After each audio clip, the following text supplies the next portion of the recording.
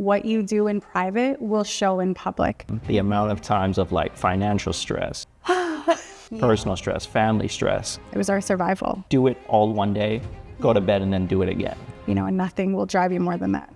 I had to do something on my own if I wanted to have a different life. I would I'm not kidding you, I would take 6 a.m. clients, I would take 1 a.m. clients, 17, 18-hour days, 6 days a week.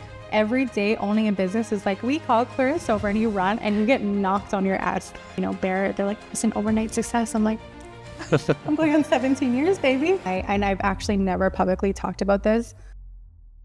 I lost 10 pounds in that 1 week.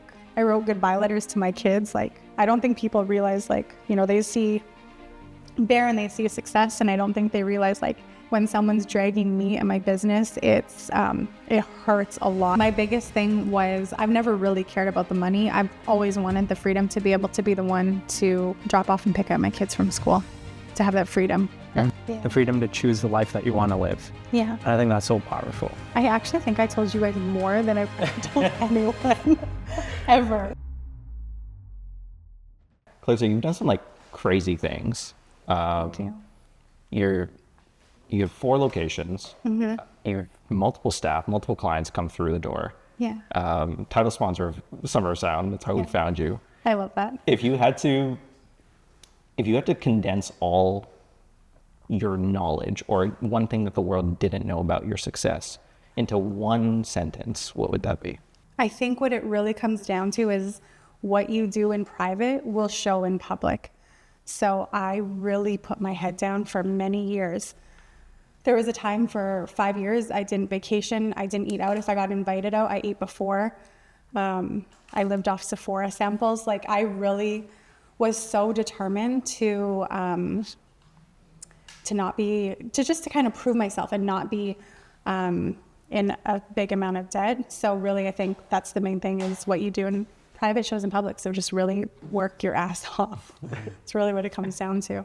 And you're not new to the working your ass off motto. Yeah. I was reading one of your Instagram captions, and you were mentioning that, like, the amount of time of like staying up till 3 a.m., the amount of times of like financial stress, personal stress, family stress, and still to have the drive and will to like do it all one day, go to bed, and then do it again. Yeah, I think it's a little delusion. Really, just to have that like blind faith that it's going to work is really what it came down to. Well, was it always like that though? Like, always believing that you will build your own studio in multiple locations across Winnipeg and you will be chasing your goals? To be honest, no. I didn't think it was going to be as big as it is now. My number one, well, I guess top things that I really wanted to do was, 1, create a workplace that people actually wanted to come to. That was, you know, because at work you spend most of your day at your workplace. I really wanted a good workplace for people. Number 2, I wanted to create an experience that I hadn't experienced yet in the city for myself. And that was a place that focused just on one service and that made you feel so comfortable. I know that there's so many people that come in and they're from all walks of life, all different backgrounds. And it can be intimidating coming into somewhere where, you know, if you're at a hair salon and they do waxing at the back or body sugaring, you know, you're walking into like this whole salon. I wanted something that was so focused, so comfortable, and just a good vibe altogether. So that was my main focus. And the byproduct was 4 locations, lots of staff. And you just said one of your locations just hit 9 years today. This year. This year. And then your first location, you guys, 16 years? Or you've been doing it for 16 years? I've been doing it for 16 12 years. 12 years was the other location. 12 years, yeah. Academy was, kind of my first spot that I was on Corden. Okay. We're walking past an eyelash place, and I said, do you have a room in the back I could rent? And she said, no. And my boyfriend at the time, was like, I can just build you a room in their staff room. So that's what he did. And they charged me very minimal. And I said, I just don't know. At that time, I was making $300 a month and the rent was $500. And I said, there's no way I can make this money. And my husband, bless him, said to me, I'll pay for it. Don't worry about it. If you can't make your rent, I'll pay for it. And I got in there and it was so busy, like That's crazy. 30 to 40 people a day I was seeing. Wow. And so before that, you were in, what was the story before you got there? Before, I was out of my house with my son. He was a baby at the time. So I had a little playpen and he was a literal baby. And I knew I had to do something, and something that I was able to do at home. And I had taken this body sugaring course a couple years prior. So I just picked it back up. And I focused on just doing Brazilians, which is so random because You're going to have to explain what that Brazilians is. Because I don't. It's a female identifying service that's in the private area. Got it. And so I focused on that. And this is so random because I got so good at that service. And I'm not arrogant or cocky about much, but I know I am the best at Brazilians. I'm so good at them. And that just became my focus. And I was just doing it on my house for years. And then I just decided to, they went on Corden. My husband built me that room. Then it got so busy. I was seeing 30 to 40 people a day. Then we moved to Academy. Then Academy was, some people remember this. It was like upstairs, a little 2-room spot. We would have like lineups going down the basement. I started, I think I had a few staff there, and it got so busy. We stumbled upon our next spot. That's where we are right now. It was like 2 doors down. So I called that one space our little tree house. So we slowly, and then, so we were there for 2 years. After 2 years of being there, we started to look at Windsor Park, our second space, and then everything just kind of snowballed, and I wanted to hit every area of the city that I could. So building these 4 locations, I mean, it's probably a grind, the least to say. Yeah. But take me back to like your childhood, and I got 2 questions for you there. One, have you always been entrepreneurial? Or the second question is, what were some of the core pillars that you still carry on to your adulthood now from your childhood? Okay, well, I don't know if I don't talk about this much, but I did grow up in Manitoba Housing, which is government-funded housing. So my mom had me as a teenager, and she's amazing. This woman has shown me work ethic. So, I mean, that's really what really showed me from the beginning. And I did have many businesses as a kid, and some people that I have actually on my social media will remember this. And I'm gonna age myself here. So back in school, I used to not have like lyrics, or like you didn't know what the lyrics were. You couldn't just look things up online. Like of songs? Of songs, yeah. So Backstreet Boys was giving out CDs at Burger King, but of course everyone to know the words. So I had like a CD player I got for Christmas, and I paused and played it. And I would write out the lyrics and I'd make them into books and I'd sell them. Damn. Yeah. Wait, how much would you sell them for? Usually for snacks. So at the time, Jell-O powder was like huge. How old are you at this time? Oh my God, I would have been like 8.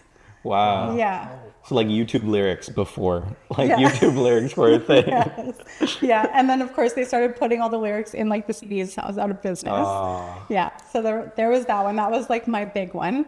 And you were doing this at 8 years old. I was, yeah. Why? I just knew that if I had something to give, people would give me something else. It was a transaction. So I thought, what is lacking? What do we not have? What do people want?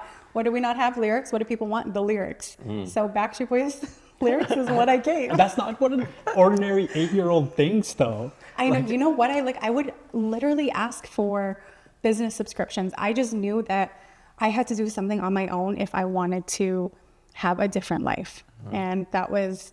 my mom was so encouraging. She always told me how smart I was.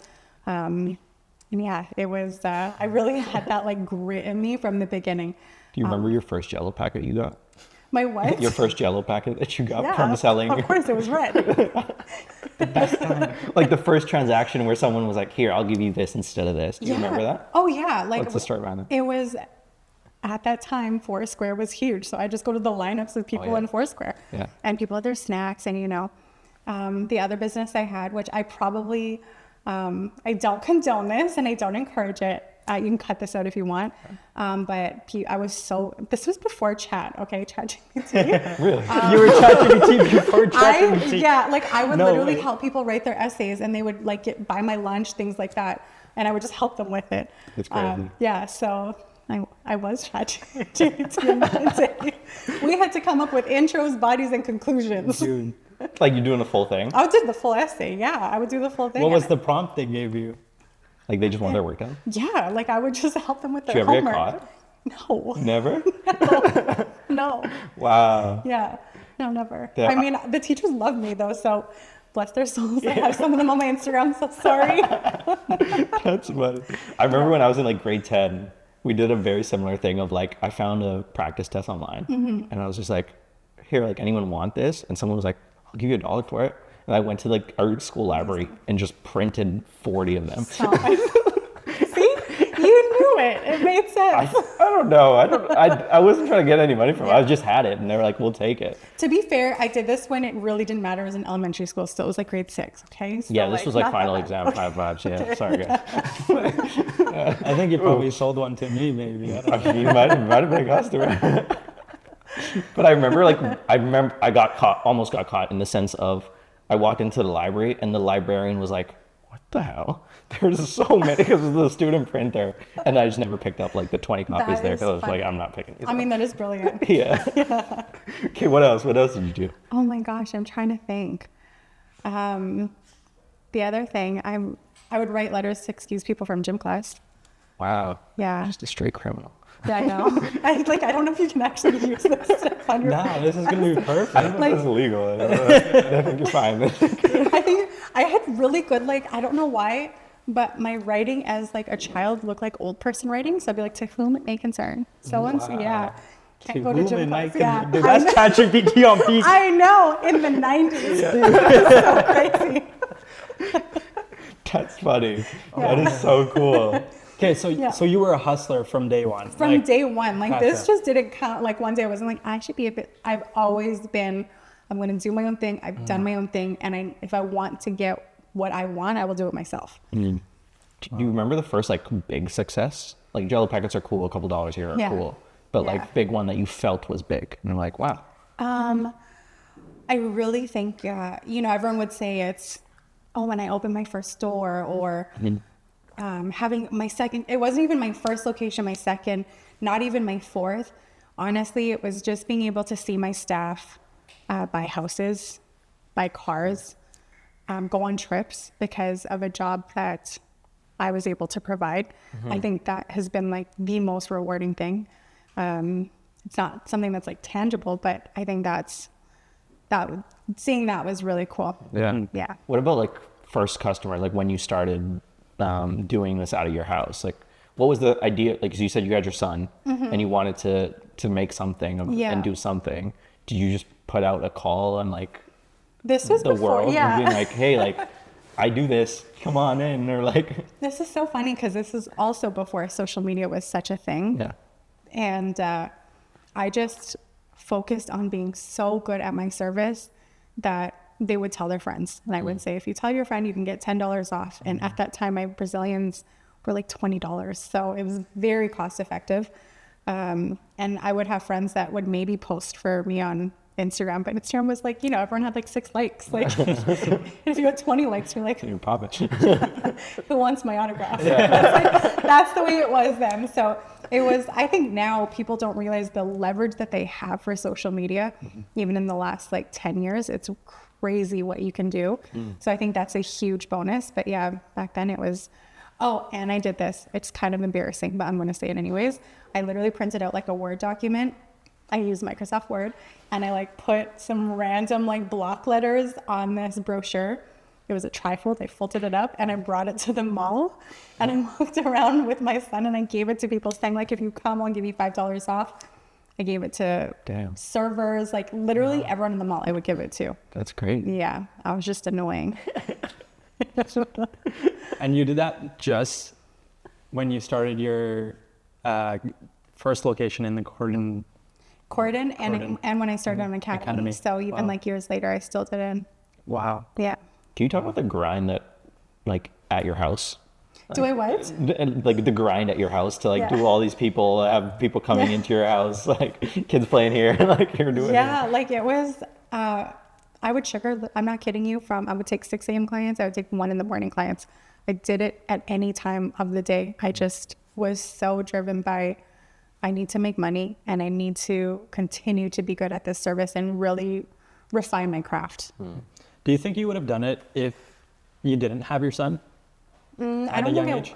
No, I don't think.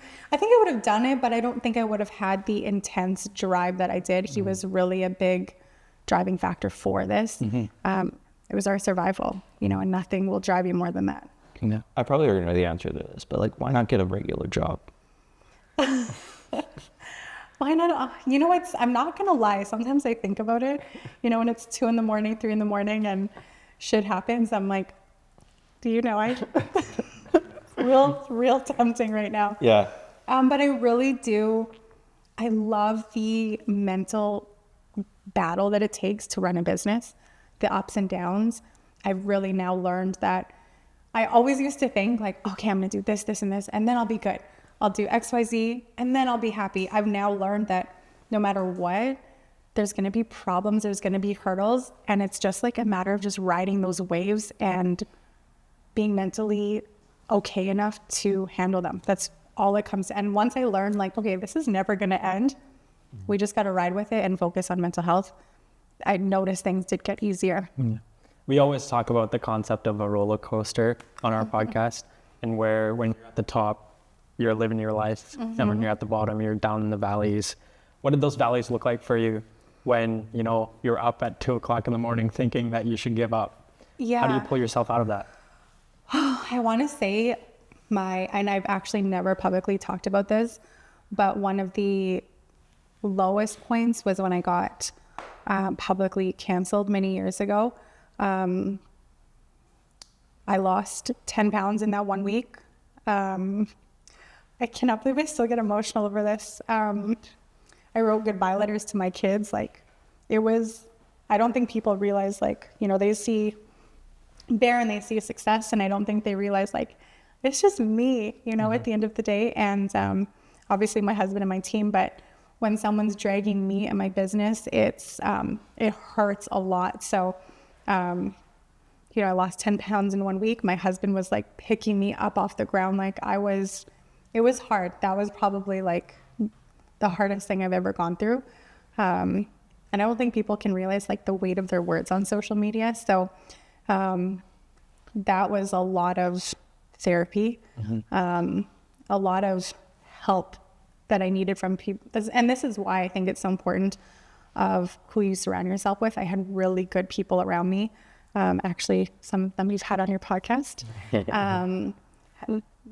Being surrounded by such good people to help lift you up was so crucial in me being able to get back up and continue. Do you mind sharing about that experience?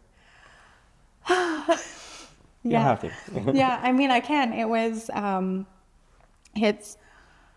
5 years ago. I think it was very triggering for me because of what I had gone through personally.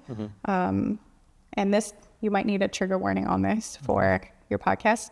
But just knowing that, do you want like the story of what happened? Sure, yeah. Whatever you're willing to.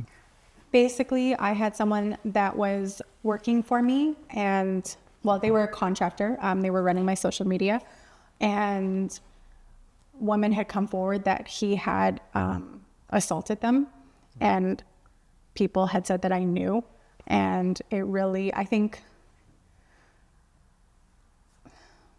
people just assume that I knew because he was my social media person. But I had only, like, when it came down to it, I maybe would see this person like once a year. They ran my social media. There was email exchanges, you know, like it wasn't like, oh, what did you do this weekend kind of thing. It wasn't like that. So when people had said that I knew, I just know what it's like to be a sexual abuse survivor and not have people believe you. So I think no one really knows that side of things, and that's why I really struggled.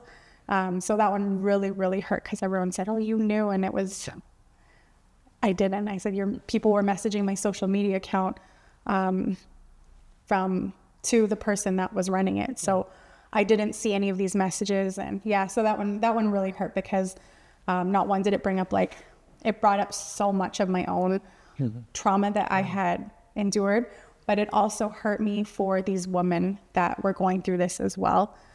So it brought up just like an unhealed part of me that I wasn't ready for. So how'd you deal with that? Yeah, a lot of therapy.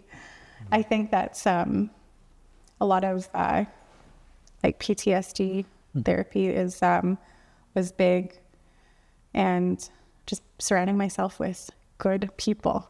You know, you can't people always, you know how people always say you're the 5 people who you hang out with. You hear your parents say it, you're like, it really is at the core of that I'm so protective of. I'm so cautious of who's around me now, especially because of that happening 5 years. Oh my gosh, it'll be almost 6 years ago now. Because of that happening, because of things that have happened in my past. And yeah, so I would say therapy and people. Even when you're going through that, first of all, thank you for sharing your story with us. When you're going through that and you still have a business to run, I can't imagine the amount of stress that would be on you and how heavy that weight must feel. Yeah.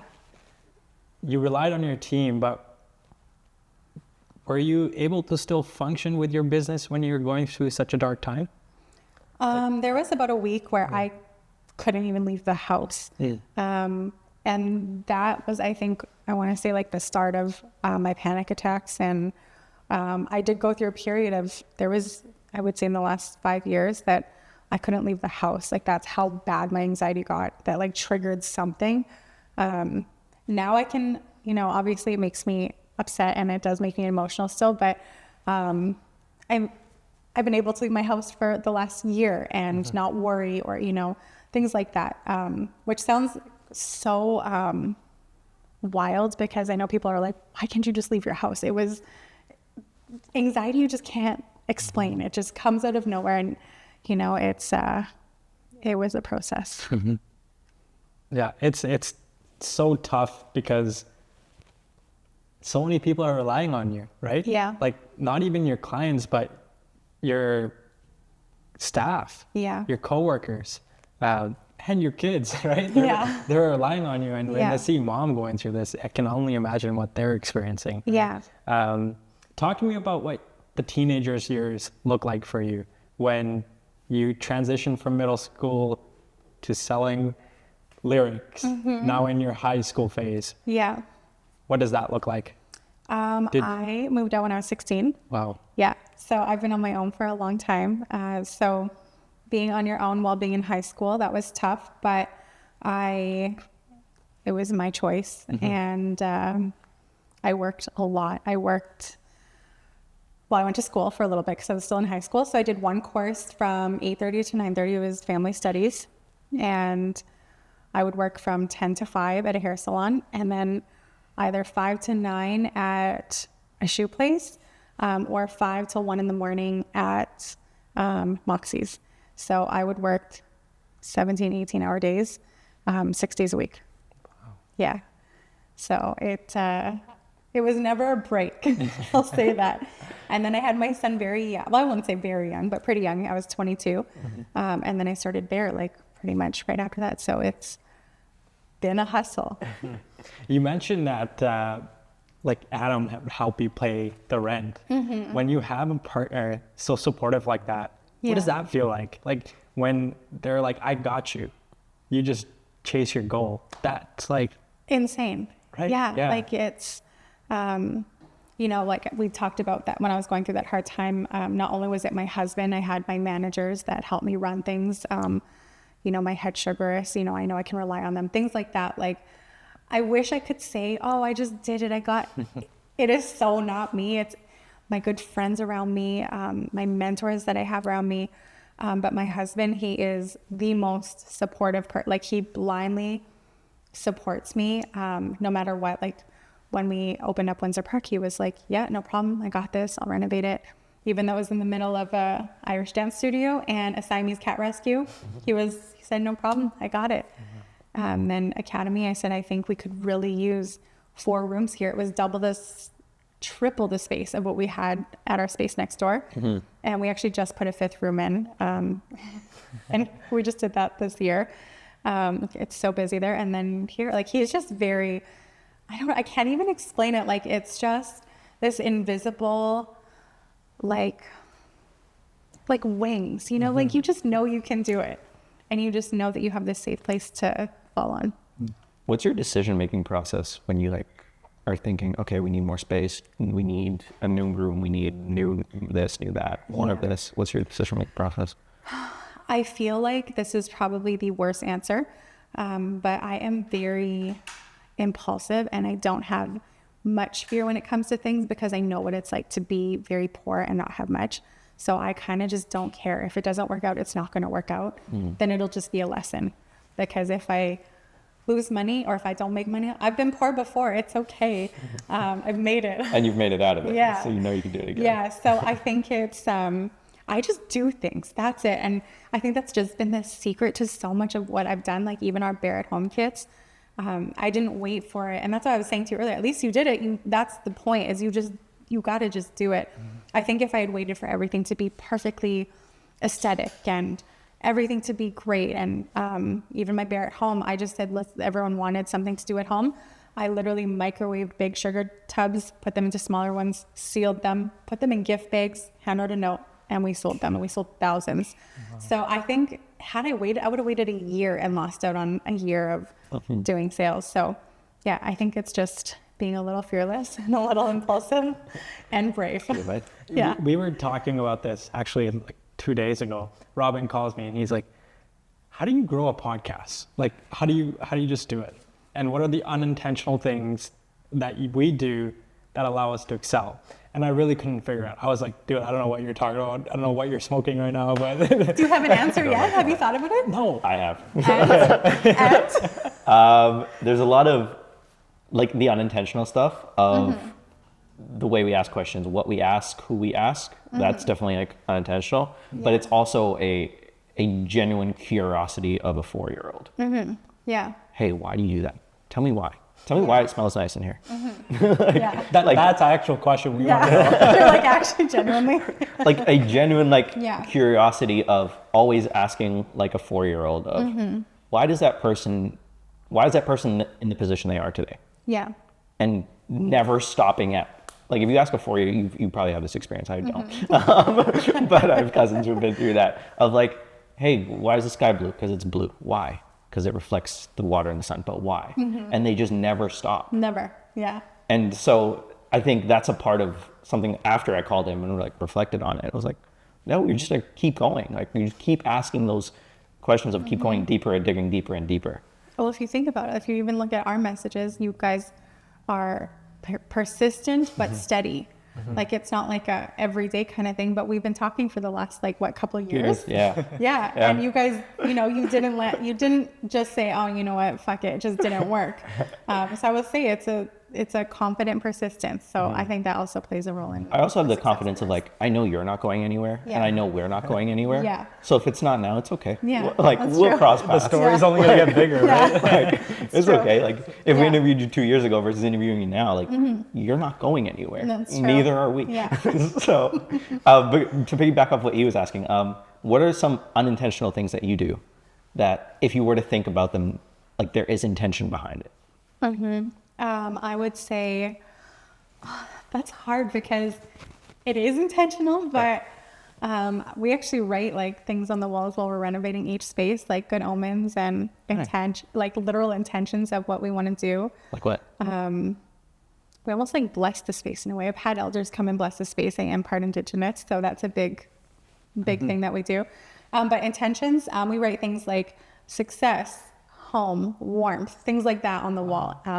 Before my husband will paint over it. Wow. Yeah. That's weird. Yeah, I feel like it really does. I would say, I don't even think a lot of the staff knows that we've done that. This is a very intentional thing, and people are going to think I'm insane, but I'm going to tell you anyways. When we interview people, I actually place every location by zodiac signs. And go deeper. What does that mean? Depending on, so everyone has, their big three, their sun sign, their moon, their rising. The sun is who they show themselves to the world. So that's what I'm going to be dealing with here. So I ask people their zodiac signs, and you know, I can't have a certain sign with this one mixed at the same time, or too many of one sign at one location, or it just doesn't work. I actually learned this from, she is my absolute idol, Sophia Amoruso. She's a girl boss. She started Nasty Gal out of the trunk of her car. She is just a powerhouse. I flew to New York and saw her, I want to say 6 years ago now. And she said, she just kind of mentioned this in passing. She said, oh, I do this. And I thought, I'm going to start doing it. And it has worked no matter what. Can I push back on that? Sure. I don't believe it. Why? It doesn't seem real to me. Like, enlighten me. Like, I'm a believer. I don't think it works. I think the things I do result the things that I do. Like, the work that I do results the results. Yeah. That's his Capricorn mindset. I'm literally a Sagittarius. Like, Wait. I'm born in well, December. see, if you don't believe it, then why do you even know your zodiac I sign? had a female friend who was Isn't Capricorn December? Capricorn's December. January. It's January. okay, but like explain Okay. like what So, like I'm curious. So I Anyways. think that there's so much to this. I love this stuff, but you know, for example, I'm a Leo, and no matter what, as much as everyone said, "Oh, you're such a Leo, you do that." I think those things, those characteristics, get like kind of put in your head of like, okay, maybe I am like that. Maybe, you know, there are certain things that I would say I am not. Which, yeah. Anyways. If you know, you know. Yeah. said every Leo. I'm a Leo. And I think it's a mixture of you being constantly told those things, along with the way you act. So I think it's just a bit of both. But I don't know. I feel like I could pull up your chart and figure some stuff out. I'm with you, by the way. Thank you. I'm just curious. Yeah. Yeah. Like, I can't have too many Leos at a location. That would be insane. Really? Yeah. Like, That's crazy. yeah. Wow. I can have one at each location. And yeah. That's so cool. Don't steal the show, man. Exactly. Okay, but there's 12, right? Can't have everybody 12 trying to take what? care. Like things. Oh, so yeah. So are you like doing a percentage of like, okay, percentage of Leos, percentage of Cancers? No? No, I just know like, okay, I can't have two Leos at this main location because there's Taurus as well. They're very strong-headed and like they're very in their ways. Okay. Actually, my main manager, she's a Taurus, so I know she's like literally she just has that like strong personality that I need and I love. So yeah. That's very cool. Yeah. Now that you're putting that together, like, yeah, certain positions, I could see how it'd be a benefit of like having certain signs Yeah. be in certain positions. That's very cool. Yeah. You got me thinking. Yeah. One of my other managers, she's a Cancer and she deals with like talking to people. Their Cancers are known to be emotional and, you know, so it really works. Yeah. That's so cool. Yeah. What about like intentional stuff when you walk into a place? Lighting, the smell we mentioned. Because to the out person, they walk in, oh, it smells nice in here. But Yeah. like, I know you intentionally chose certain things for certain reasons. Like, what's the thought process behind that, and how does that work, and how detailed have you gone? I feel like yes and no. Like I feel like I'm slightly neurotic. Like the shops have to be so clean that if I had an inspector here, they would laugh at why they were even called here. Okay. So I'm neurotic with the cleaning. The person that is at the front desk, I have to have someone out that's there that's very friendly, very sweet, very make someone feel welcome. They're about to be naked in the room, and most people coming in are so nervous. So someone being able to just let that guard down for them is very important. My staff is very well trained to, as soon as someone comes in, they stop their conversation. Nothing is worse going into a place and, they're talking, and you're like, hello, I'm right here. So I would say like things like that, making sure the customer is just made the priority. And I always tell my girls, like, without our clients, we don't have a business. So making sure that they feel heard, cared for, and welcomed is very important. This is going to sound so dumb, but the vibes, like the music, I'm very intentional with. I have like playlists they're not allowed to play. What's on there? Oh my God, people are going to hate me for this because I actually do like some country, but I don't like them playing country at the shops. I think it really changes the vibes.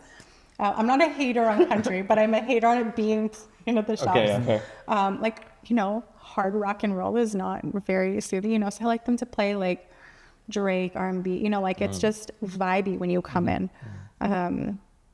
Just. That's important for sure. It is. 100%. Yeah, it really is.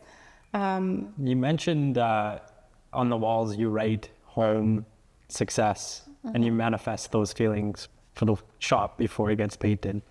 How do you make the shop feel like home for your customers? For my customers, I think just them being able to build, like I don't have this strict thing with my staff that I say to them, you can't be friends with them on Instagram. You can't be I have so many staff that will go to their clients' kids' birthday parties. Like they get very close with them. So I would say that, like just being able to build genuine relationships. My staff really knows, like they remember everything about every client. Like even clients will say, I can't believe you remembered that. So they know to, build on those relationships. And I think. Can those qualities be taught? Like we often think about us asking why, or like having that 4-year-old curiosity. Can little things like that, just asking the questions and remembering the little details about individuals, can that be taught? I don't think so.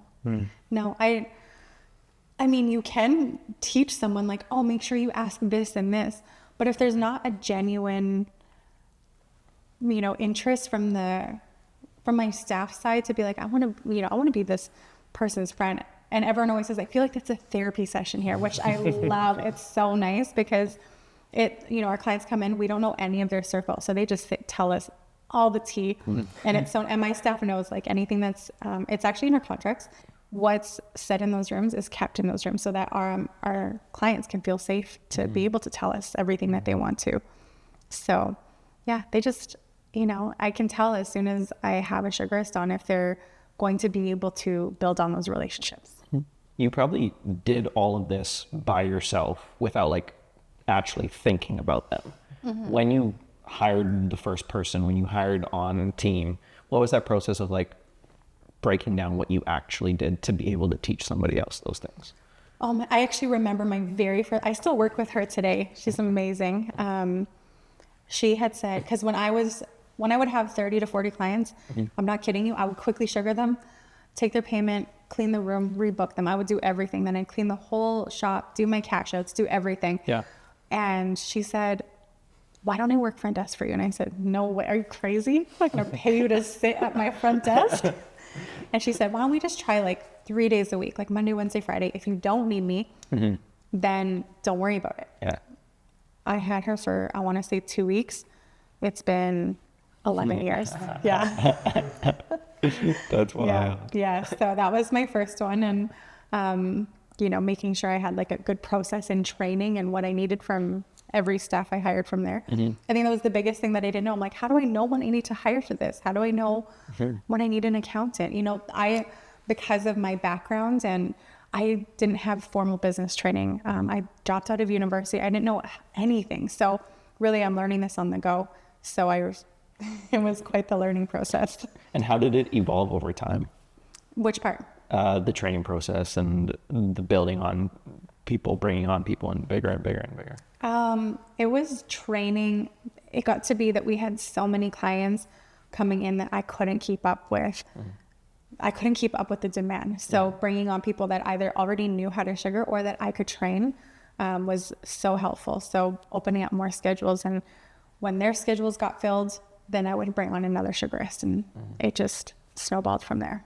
Do people ever discredit you with not having a formal education, not having a business degree that proves you can run a business? Yeah, all the time. Yeah. I mean, my age, I would say people think I'm a lot younger than I am. So I think that can be frustrated because I'm not taken seriously. So that's so annoying. I have people that say to me, oh, you don't know what it's like to open a store, have staff. And I have to say, no, I don't. No, not at all. No, I know what it's like for 40 staff in 4 locations, but but I would never say that to them. I just say, no, I don't know. I think it's just up for people to learn on their own, you know? Yeah. Is that to almost protect your energy? Yeah, absolutely it is. I really don't have the energy to be like, well, I have 4 locations. I have 40 staff. You know, like I know that I do. So I just say, okay, yeah.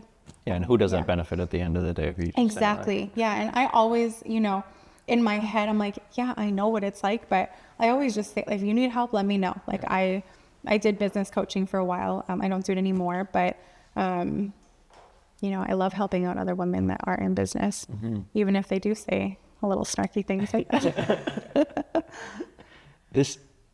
The world of business is one that we've slowly dived into, and I've learned that you grow so much as a person in the world of business because you're just forced to adapt consistently, fight fires, do things, figure out this, problems here, problems there. Yeah. What have been some of like the beliefs that you didn't know were possible, and you're like, wow, okay, I didn't know that was possible, but now I do because of the things I've been through. Yeah. You know the game Whack-A-Mole? I do. Where you're just like, hitting. That's literally what I actually said this on my Instagram the other day. Do you guys remember the game Red Rover? Yeah.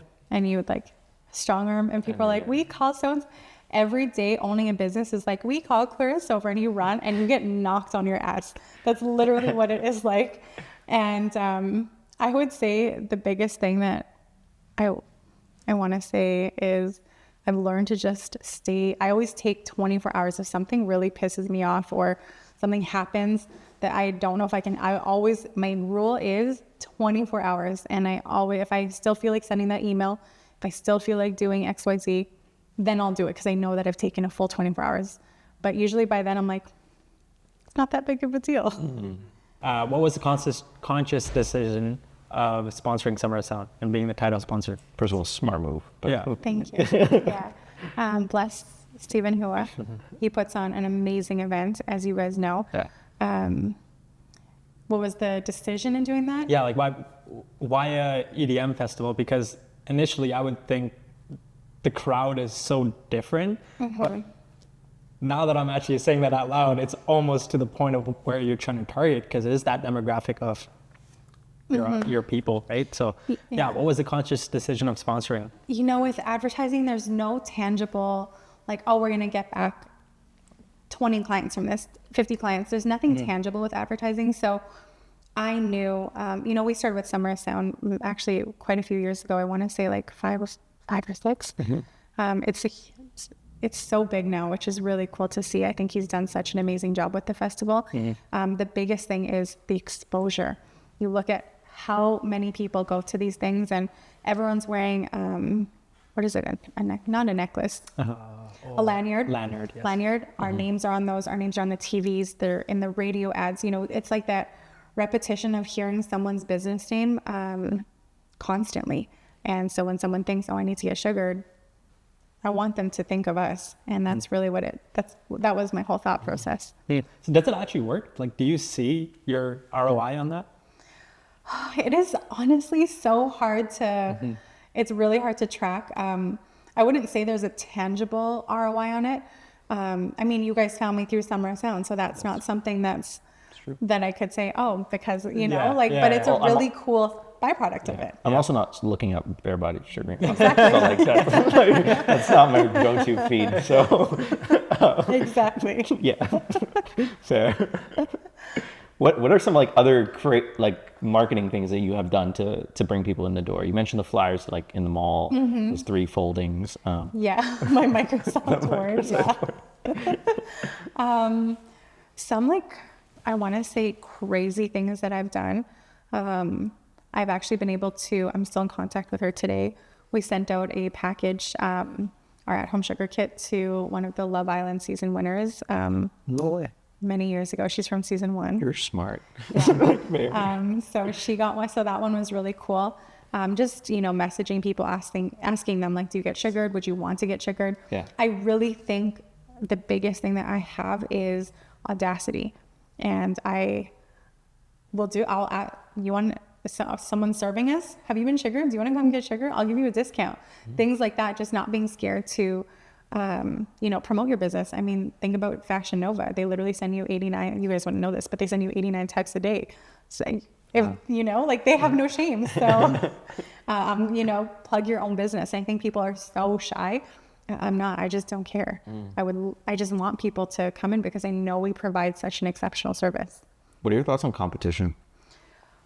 So I grew up in the 90s where, and I will be honest about this, where, you know, competition was like very frowned, you know, like if someone was coming up, they're coming for you.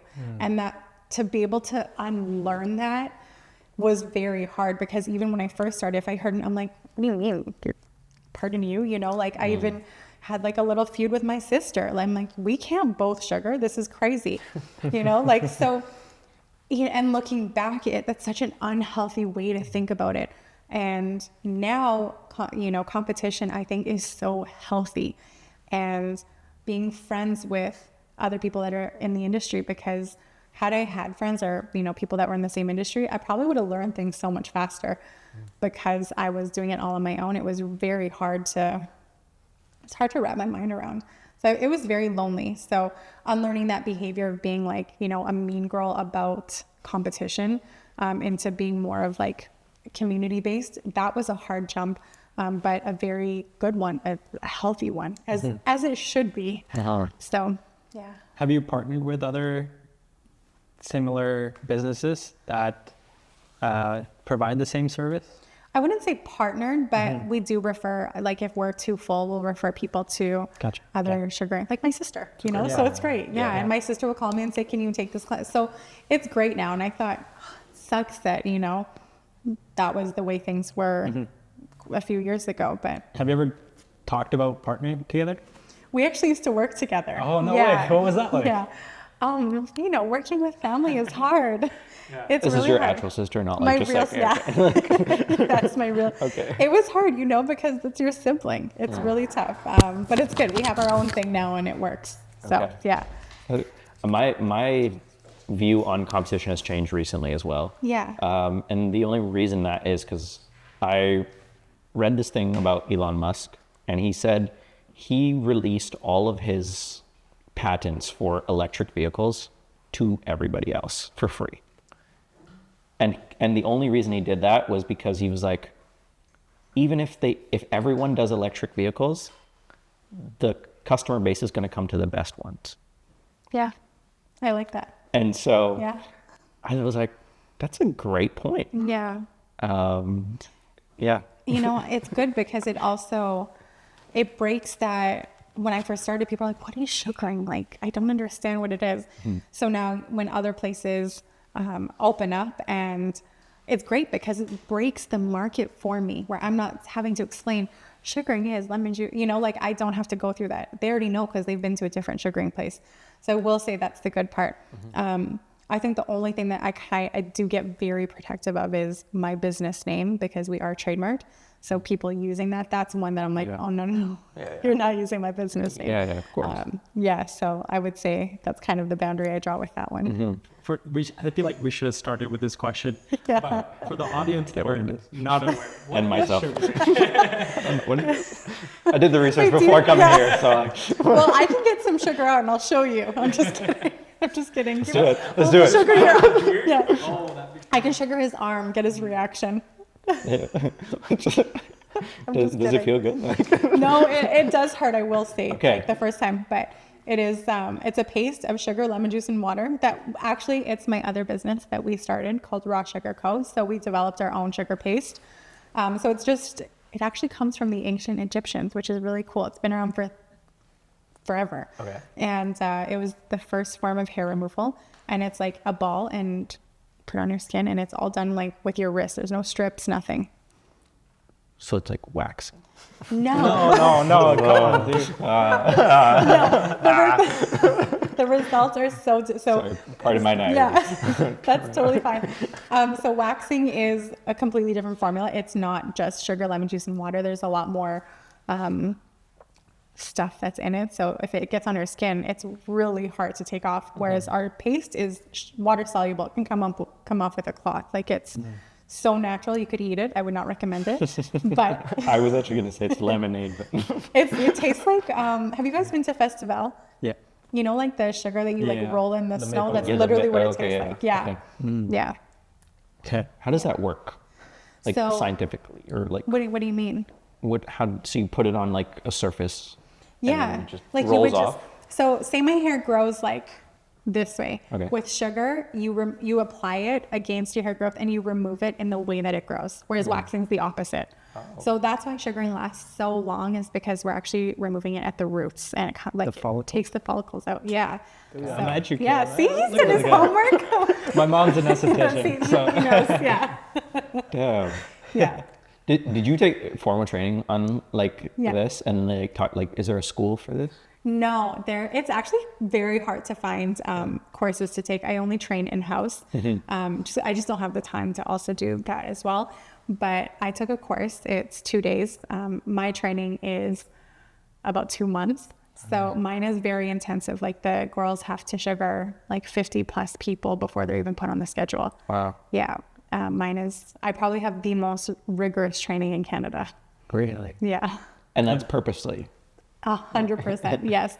I mean, these sugars that I have are, my reputation is on the line when if a customer isn't happy with their service, that's on me. So making sure that they're great and covered is, most important. Damn.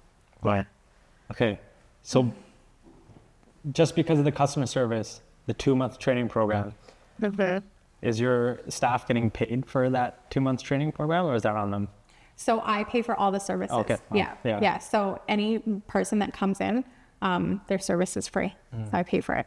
Yeah. Okay. What's one thing you learned about being a boss or being in charge of people? Yeah. Our Or a coworker. Yeah. Thank you. Or Yeah. working with people Yeah. that was a learning curve for you. Oh my gosh, this was a big one that I want to say I just learned in the last year is, and you hear this, for some reason, I always think I'm the exception with these book, it's by the book rules that I've always heard, and everyone always says you don't mix your friendships with your business. Sure, personal and business. Yeah, and I would say that having more clear boundaries and lines with your staff is really what I learned in the past year. I was very close with a lot of my staff, and it's tough because, yes, I'm best friends with these people, but I'm also, at the end of the day, I'm signing their paychecks, so it creates very gray lines that I think they say that for a reason. You don't mix business and friendships. So I think it's great to be friendly with your staff. I think it's okay to make them have a safe space if they want to talk to you about stuff, but making sure that you're not crossing that line, I think is so important, and the biggest thing that I've learned. How do you find that balance? I think not hanging out with them. Really? Yeah, I mean, I used to hang out with, a lot of my staff on the weekends and go out and hang out with them, and not doing that anymore. It was an adjustment, but a healthy one. But like team dinners and stuff like that? Yeah, Okay. yeah. Like that's what I actually just had a management dinner, but, not hanging out with them like every weekend, kind of thing. Yeah. Yeah. If someone was to go along a similar trajectory, what advice would you give them when they're starting out? Be ready to work. Yeah. I think I've had a lot of people say like, oh, I can just start a sugar. I'm like, before I used to be like, no, please don't do it. Like, I don't want competition. I'm like, go do it. Please go do it. Yes. You be ready to work. And I think that's number one, it's a hard thing to do now because of just life and everything that everyone has going on. But two, the pressure of social media, everyone always being like, you have to have everything and this and this. And, so I think everyone wants that, but, and they see, Bear, they're like, it's an overnight success. I'm like, I'm going on 17 years, baby. That was Overnight not success, overnight. Yeah. 16 years in the making. Yeah, that's crazy. So I think just the work that's about to come, I think people just see like, the glamorous side of things and, the trips that someone can take or, all this, but they don't see like the $30,000 bills that I can get or the payrolls that things like that is that. People rely on you now. Like you said, people are buying houses, cars because of you. Yeah. You mentioned at the very beginning, you're like, when I get this, I think I'll be okay. Or when I win this, I think I'll be okay. Yeah. When you first started, what was like okay, if I get to this, I'll be okay moment? If I can make more than $300 a month, I'll be okay. Wow. Yeah. Yeah. What is it now? We'll bleep it More out. than that. We'll bleep Not it out. money wise, or like Yeah. what drives you now? Is it still the money aspect, the monetary aspect? No, I don't. I've really, my biggest thing was I've never really cared about the money. I've always wanted the freedom to be able to be the one to drop off and pick up my kids from school, to have that freedom. Remember? Not a lot of people do that. Yeah, I think that was, that's the thing that drives me now. A big thing I love being able to do is grocery shop freely. I know that sounds crazy, but you know, watching my mom really struggle and having to put things back and make do with what she had, like it was really hard to see her go through that. And you know, bless her soul, she did it. She really did it. And so I know like the value of like, we can buy that. We don't have to put anything in this back. And I know that sounds kind of crazy, but I don't know, I don't think it sounds crazy. I think that's the life that you had. Yeah. And you want to make sure you don't have that for yourself or your kids as well. Yeah. And I also, this is not something, I don't like to post this stuff. Is that ringing gonna? Yeah, It is, Cam. Weird. I never like to post like things of, you know, I do this and this, because, you know, it can come off like in an icky kind of way, but we do give back. We did get a lot of, what is it called? Hampers? Hampers, yeah. Yeah. So like, I'm always making sure that we give back in hampers. I donate a lot of food. Food is something that's obviously vital, but that was something that was, and making sure kids get gifts or toys, like things like that. So we do give back a lot. I actually specifically remember, I told this story at an event I spoke at, but I remember, don't want me to turn that phone That's off. a good thing though. Yeah. Those are bookings calling. That's funny. We had the same thing when we were at Commonwealth with Steven. I was like, let it run. Nonstop. That's a great thing. That's true. That is true. That's how you Like off hours, this is great. Yeah, I actually remember someone messaged me and she's like, I was still using my personal phone and she was so mean and she said, you can't afford another phone for your business, use your personal. I'm like, no, I can't. Now I'm like, here, it's okay, we got one now, life is good. No, I was saying that when we would have our hampers delivered, they would, you know, they have like they have 2 girls age blah blah blah, so they would write on the bottom of the present like girl 8, girl 6, me and my sister, and that person would come and bring us food. And I remember specifically thinking, I want to be one of those people when I'm older. It wasn't like I want to be a doctor, I want to do this, which is okay, you can aspire for but I'm like, I just want to be someone that is able to give back like that. Yeah. That's a crazy feeling. Yeah. I think about it now, like I wasn't in the same shoes growing up, but it wasn't like being an immigrant. You do have to go through that struggle of, you know what, maybe for the next 2 years or so while we're settling down, that maybe we don't get the Lay's chip. Maybe we get the no-name brand, right? Which is like $2 cheaper. Yeah. And you put stuff back that you don't necessarily need. Yeah. And I think that is the point of making your own business, doing the crafts that you want to do, is to have a life that you never thought you could, right? And I think that's the power of entrepreneurship, is not that you're running away from your past, you're building your future, right? And I think that's such a powerful thing to have. And how do you instill those values to your kids now, right? Being a mother, I think motherhood in itself is a phenomenal journey. Yeah. So walk me through that. Oh my gosh, it's hard because, you know, I want to give my kids everything that I didn't have. I mean, so does every parent. Yeah. So that, it's tough. And it's tough because, you know, my kids only know the goodness that we have. So making sure that they're included in, I say to my daughter, like, we're going to go around your room and we're going to give away some of your toys to another family. And I explained to her why. So including them in things like that is so good. And she's so happy and so excited to do that. Same with my son. He does it too. And them being aware of those things, I think is so important. Yeah. Yeah. We often talk about that. Like, yes, we want to give our kids everything in the future. Yeah. But we don't also not want them to be like hard asses and brats, you know? Like, we want them to be nice humans and instill those good values in people. Yeah. I mean, my son works. Like if he wants, I tell him, he had a girlfriend for a bit. But anyways, and I said, if you want to buy her, because you're using your own money, so he earned it. There you go. Yeah. I wasn't just gonna give that to him. No, yeah, of course. Yeah. Yeah, like to figure out what he said, like, yeah, I'd love to pick my kid up in a Lamborghini, but it's like, I don't know if that's beneficial for them. Like, it's beneficial for me, but it's not beneficial for them. Yeah. I think it'd be cool.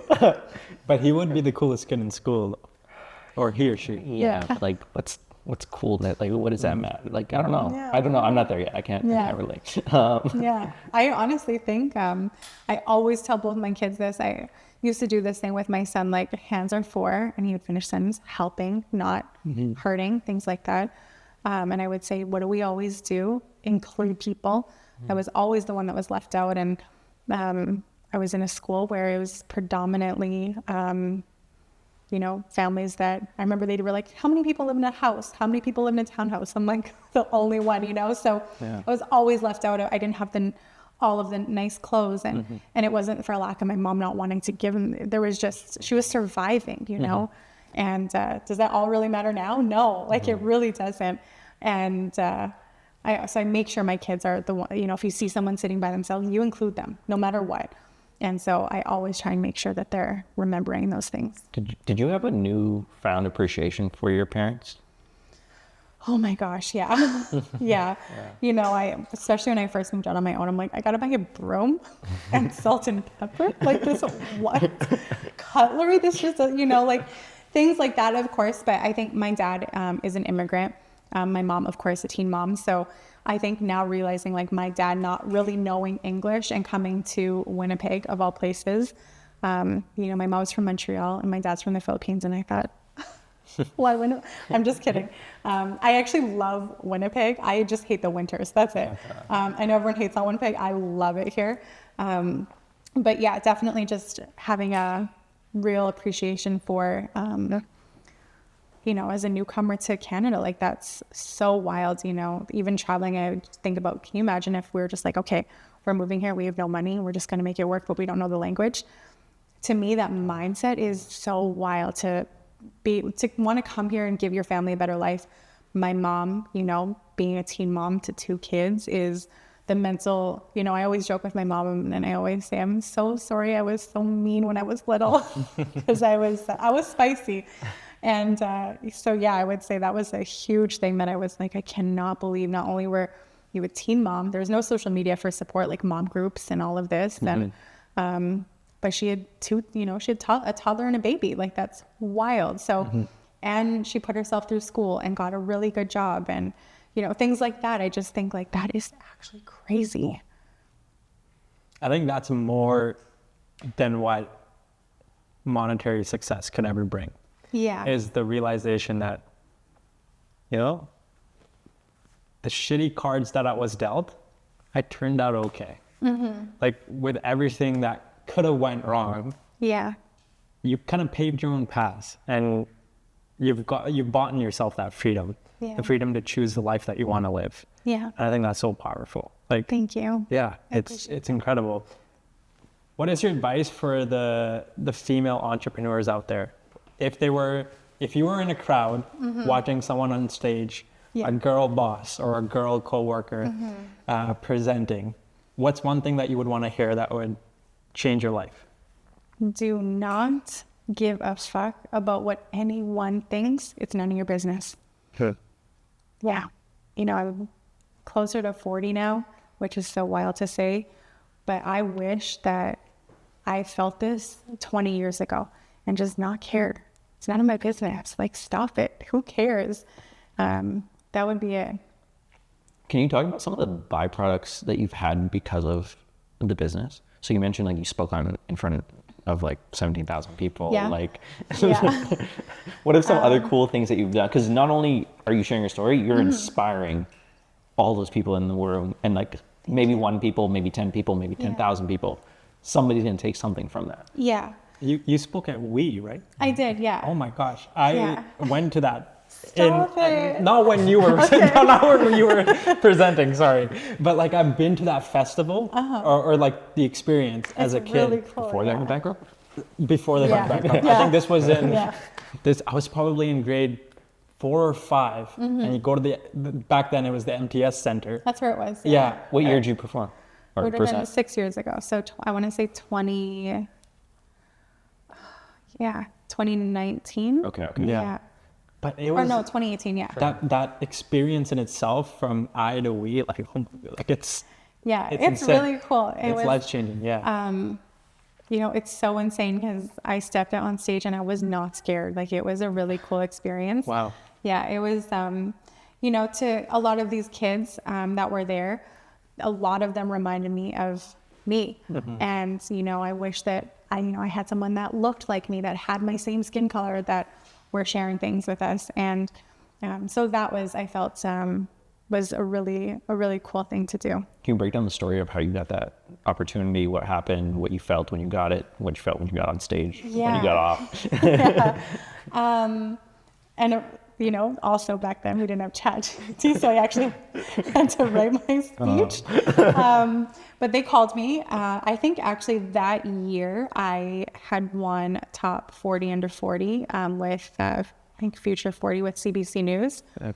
I think that's what it was. And so I think they found me through there. So they called me, asked me if I'd be willing to speak. And at first I thought, are you crazy? Like, in front of a whole stadium? Like, there's no way. And I decided I really wanted to. It was really cool. I spent weeks preparing my speech. We did phone calls. We went back and forth. There were certain things I could not say, like, you know, writing to whom may concern, like that kind of stuff. I can't be saying to kids. Don't read on your desk. Yes. Everyone do your homework. Honestly, don't trade, no tradesies. Kids gonna watch this and be like, Mom. My son's gonna get some ideas. So we went back and forth, and then the day of, it was just so cool. Like, I actually got to meet the girl who sings Moana in the movie, so that was cool. There was quite a few, like, That's a cool thing. you know, bigger names there. I can't remember off the top of my head. It was 6 years ago now. But yeah, you're backstage. They walk you up on stage, and I remember my husband said to me as we drove up, he said, "Oh my God, there's a lineup around the building." And I said, "Why would you tell me that?" I was okay. And we go in the basement, and, you know, I walk on stage, and it is like filled to the brim of people. Wow. And as soon as I walked on stage, I remember I just took like a deep breath, and I felt so calm. Like, I just felt in my element. It was a really cool experience, and it was over just like that, like months of preparing, and that was it. It was like 3 minutes. Yeah, but it was so cool. It was probably one of the coolest things I've ever done. The thing that I regret most is I didn't get more content from it. It was really cool. The world of content. Yeah. I'm like, I was on stage in front of all these people, and I got like 2 pictures. Oh. Pull BTS behind the scenes, know. pull everything. But I know, honestly, yeah. I think that makes it even more special. Yeah. Right? Because that moment, you're not sharing for the sake of like, look what I did. That moment is for you, because at one point, maybe you were the kid in the state, like the audience, right? Yeah, And, like, absolutely, I was. Yeah. So I think I think it turned out even better, in my opinion. Yeah. I do want to say, you know, now that you guys do know a bit more of my story, and to anyone listening, I never wanted to come off like, poor me, I was dealt hard card. That's not at all. What I like to say is, if I can do it because of these things, 100%. So can you. Yeah. And that's my point in sharing that. I think a lot of people are like, oh, I don't know if I can. No, girl, no. Whoever is doing, yes, you can. I think that's really why I want to share those things, because it's really such a mental battle when it comes to that. And if I can, so can you. And really, that's why I like to share that side of things. And I think that's so relatable too, in the sense that everyone starts at a different part in their life. You know, certain cards were dealt to you versus myself versus everyone in this room. Yeah. And you can't do anything about that. No. Like, when you're born, you're just born into that world. Yeah. And so we had Maddie Kennedy on the podcast this week, and I love her. Yeah. I was just crying at her videos like today or yesterday. Yeah. And oh my God, it's so crazy. Like, I'm so proud of her. Yeah. And we said this thing in the pod that was like, people who are in worse positions have made it. So like, Yeah. why not us? Or Yeah. why is it not possible that we can do the same? Exactly. I always think that, like, why not? Yeah. Well, Yeah. anything that we've left out from your story that you walk away from here and said, I wish I talked about that on the podcast? I actually think I told you guys more than I've ever told anyone ever. Perfect. We did our job. I mean, that's a good sign. It means you're making people feel comfortable. So, like, that's a good thing. All right. If you want to check out sugaring, there's only one spot in Winnipeg, and that's Bear Body Sugar. Actually, there's 4. You know Actually, what actually 4, and there's one coming next year. But yes, please check them out. And until next time, thank you so much for listening. Talk to you later. Bye. Hey.